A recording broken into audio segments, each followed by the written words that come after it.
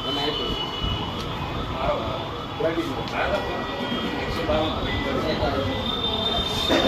નામ હે ભાઈ તમારું? પ્રતાપભાઈ ડાંગર. તમે અહીંયા નોકરી કરો? નોકરી હું અત્યારે ડ્રાઈવરમાં નોકરી કરું. શું બનાવ શું બન્યો તો? બનાવમાં એવું હતું કે અમે બધા અહીંયા બહાર અત્યારે બેઠા હતા. એવામાં એક બેન હતા, એક ભાઈ અને એક છોકરો. એ આવીને કાચની જેમ આવે એમ ઘા કરતો હતો ગાડીની આગળ. જે સરકારી જમીન છે એની અંદર, સરકારી પ્રોપર્ટીની અંદર આ વસ્તુ કરવાથી અમે એને ના પાડી, રોકવામાં આવ્યો, પણ એ કઈ રોકાણો નહીં. પછી અમે બધા ડીંગાટોળી કરીને એને રૂમમાં પૂરી દીધો અને જેમ આવે એમ ગાળું બોલે, કપડાં ફાડે. અમારા કપડાં ફાડી નાખ્યા.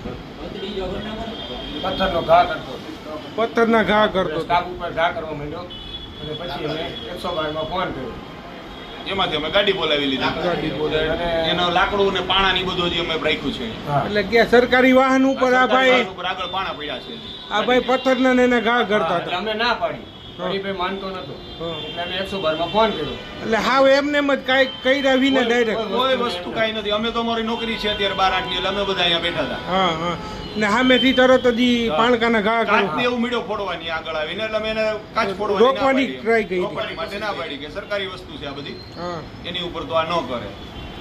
એમાં ઉશ્કેરાઈ ગયો ને જેમ આવે એમ બોલવા માંડ્યો ને મારામારી ઉપર આવ્યો. મારામારી બોલો.